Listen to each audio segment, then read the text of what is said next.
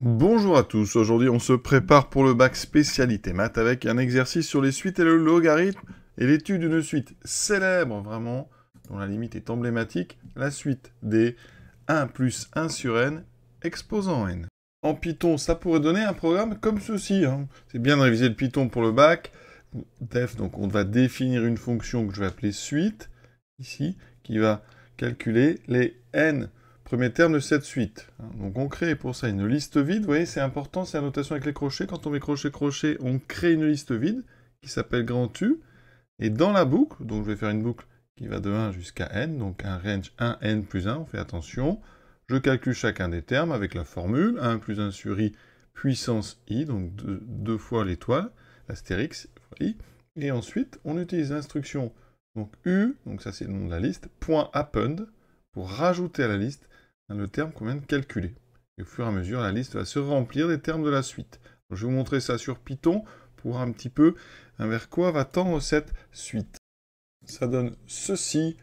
Donc ici, j'exécute le programme. Nombre de termes, je vais commencer à mettre 10, et 2, 25, etc. Donc si on veut voir à peu près, avoir une idée, faire une conjecture sur la limite, donc je vais mettre 1000. Donc ici, il y a tellement de termes, donc j'ouvre la 8, voilà. Et donc 2,7, 2,716. Voilà, donc il semble que ça se rapproche d'un nombre. On va voir dans l'exercice que c'est le nombre E qu'on est parti. Première question, petit a. Donc, en étudiant les variations de f, définies par f de x égale x moins ln de 1 plus x, montrer que pour trouver x positif ou nul, ln de 1 plus x est plus petit que x. Donc ici, on va faire ce qu'on nous dit, on va étudier les variations. Donc, f, c'est une somme de deux fonctions qui ne pose aucun problème de dérivation sur 0 plus infini, donc on va l'écrire quand même. F est dérivable sur 0 plus l'infini, comme somme de deux fonctions dérivables. F', alors on dérive x, ça fait 1. ln de x, on est sur du ln de u, donc rappelez-vous, u' sur u.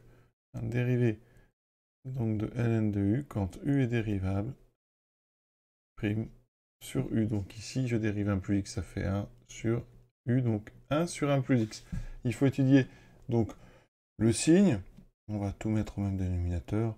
Donc ici, on multiplie le 1 par 1 plus x en haut et en bas. J'ai donc 1 plus x sur 1 plus x moins 1 sur 1 plus x. Ce qui me donne donc au dénominateur 1 plus x. Donc, et en haut, 1 plus x moins 1. Il me reste comme dérivée x sur 1 plus x. On fait un tableau de signes, c'est facile comme ça à rédiger. Donc x s'annule en 0, et positif après. 1 plus x, c'est toujours, comme x est positif, c'est plus grand ou égal à 1, donc c'est positif. Donc f' est un quotient. Ça s'annulera en 0 et ça fera plus. Donc ici, on a une fonction qui est strictement croissante, avec une courbe qui a une tangente horizontale, donc au point d'abscisse 0. Donc ici, on n'a plus qu'à calculer l'image de 0. F de 0, ça fait donc 0 moins ln de 1 plus 0, donc 1. ln de 1 vaut 0. Donc ici, on peut mettre 0. Conclusion, vous voyez que le signe est assez évident. F est croissante, strictement, s'annule en 0, donc elle est, eh bien, le signe positif est même strictement positif une fois qu'on a passé 0. Et donc, on va dire quoi?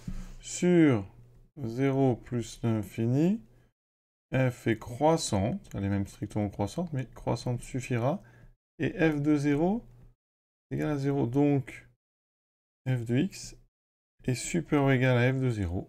Donc, f de x est positif. Conclusion, regardez ce que ça donne.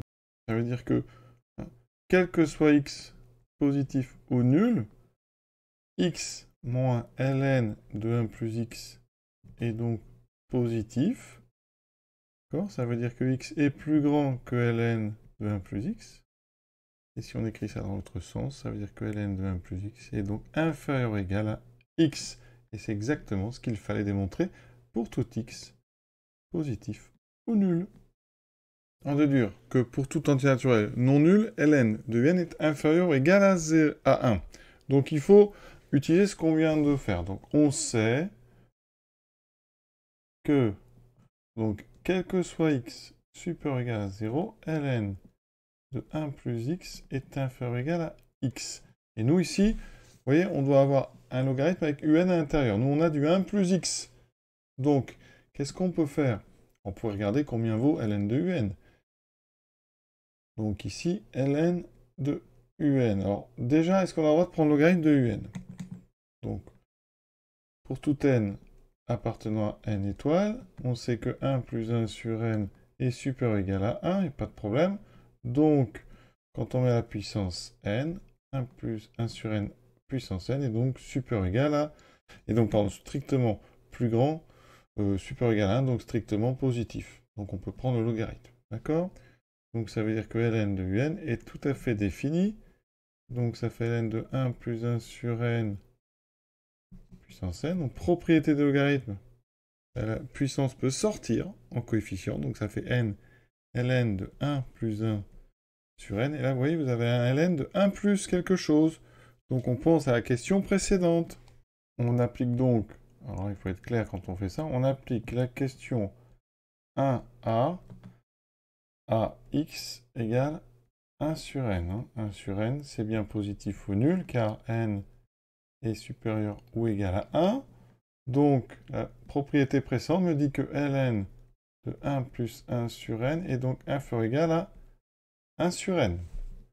Ça, c'est la propriété que je viens de démontrer, que j'applique donc à x égale 1 sur n. Donc, je multiplie par n. n ln de 1 plus 1 sur n donc, est inférieur ou égal à n fois 1 sur n, donc inférieur ou égal à 1. On a multiplié par n qui est donc strictement positif. Donc, il n'y a pas de changement de sens ici de l'inégalité. Et vous voyez qu'à gauche, on a reconstruit en fait ln de un. Donc, ln de un est inférieur ou égal à 1. Et c'est ce qu'il fallait démontrer. Donc, on est bon. C. La suite un peut-elle avoir pour limite plus l'infini? Alors, on peut par exemple proposer un raisonnement par absurde. Supposons que la limite, quand n tend vers plus l'infini de un, est égale à plus l'infini.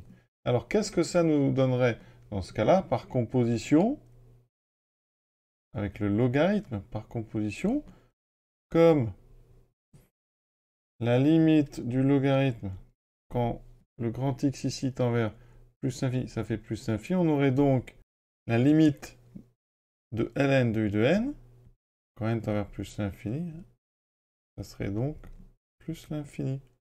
Or, pour tout n, on sait que ln de n est plus petit que 1. Or, pour tout n, donc appartenant à une étoile, ln de un est inférieur ou égal à 1. Donc si la limite était plus infini, il y a forcément un moment à partir duquel tous les termes seraient plus grands strictement que 1. Et donc ça, c'est absurde. Donc voilà ce que je peux proposer comme raisonnement par absurde. Il y a d'autres façons de faire, autres méthodes possibles. Et plus rapide, ln de un est inférieur ou égal à 1. Donc, si je passe à exponentielle, donc comme exponentielle est croissant sur r, eh bien ça veut dire qu'ici, exponentielle de ln de u de n est inférieur ou égal à exponentielle de 1. Donc, ça veut dire que un est inférieur ou égal à e. Donc, ça veut dire que la suite un, quand un est inférieur ou égal à e pour tout n, étoile, et bien ici, ça veut dire que n est majoré. Majoré par e. Or, une suite majorée ne peut pas avoir pour limite plus l'infini. D'accord? Donc, limite de un ne peut être plus l'infini. Car, je répète qu'une suite qui tend vers plus l'infini n'est pas majorée. Et donc, voilà une autre façon de raisonner. Deuxième partie, on considère la suite Vn, donc définie pour tout n, donc appartenant à n étoiles, par Vn égale ln de u de n. Donc, petit a, on pose x égale 1 sur n, exprimer Vn en fonction de x. Donc, u de n, c'est 1 plus 1 sur n, puissance n, donc comme x sur n, ça fait 1 plus x puissance n. Donc ça veut dire que Vn, c'est le logarithme de 1 plus x à la puissance n. Toujours la même propriété du logarithme. Les exposants peuvent sortir. Ça me fait n, ln, de 1 plus x. Alors, on veut plus de n.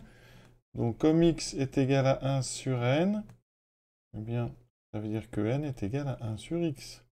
Donc ici, je remplace n par 1 sur x, ça me fait 1 sur x ln de 1 plus x. Et quand on regarde la question suivante, eh bien, on va mettre ça sous une forme de quotient.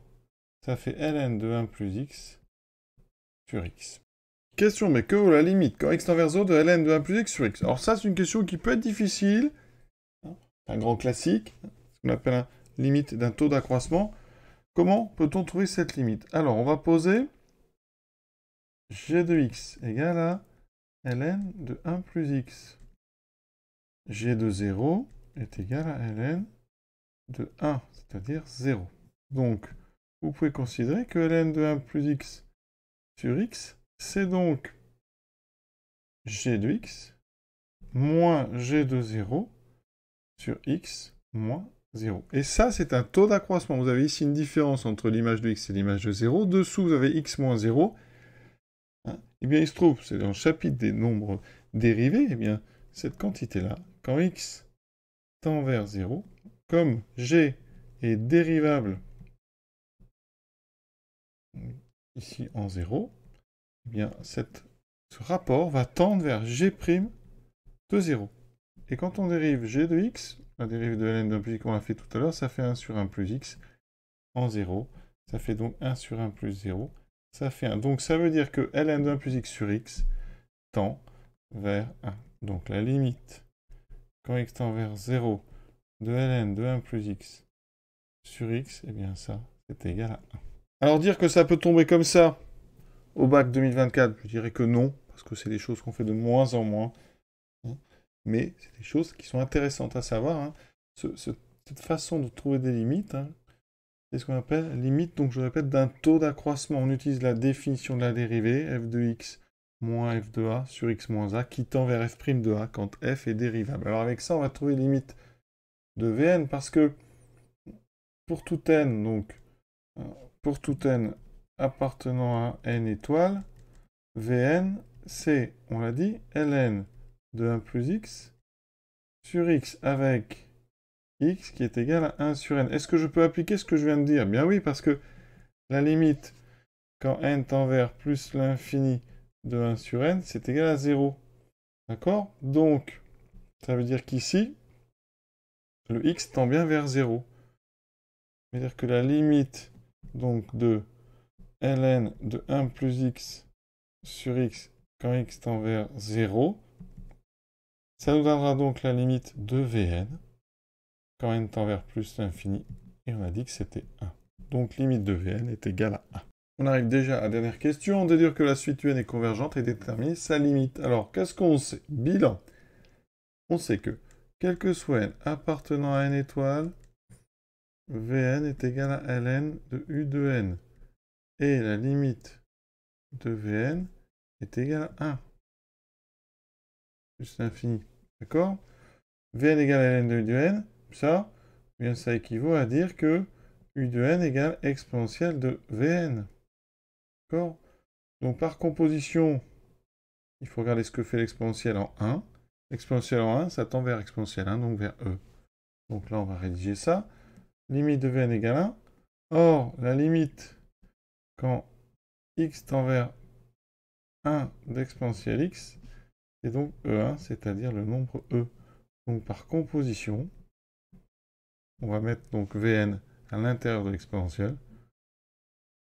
La limite donc de u de n, quand n tend vers plus l'infini, c'est la même que la limite de l'exponentielle x quand x tend vers 1, c'est donc le nombre E. Et on a terminé cet exercice, pas évident hein, pour des terminales, hein, mais c'est bien pour ceux par exemple qui se destinent à faire des maths l'an prochain, pour aller en prépa ou donc en licence de maths. Voilà. À bientôt.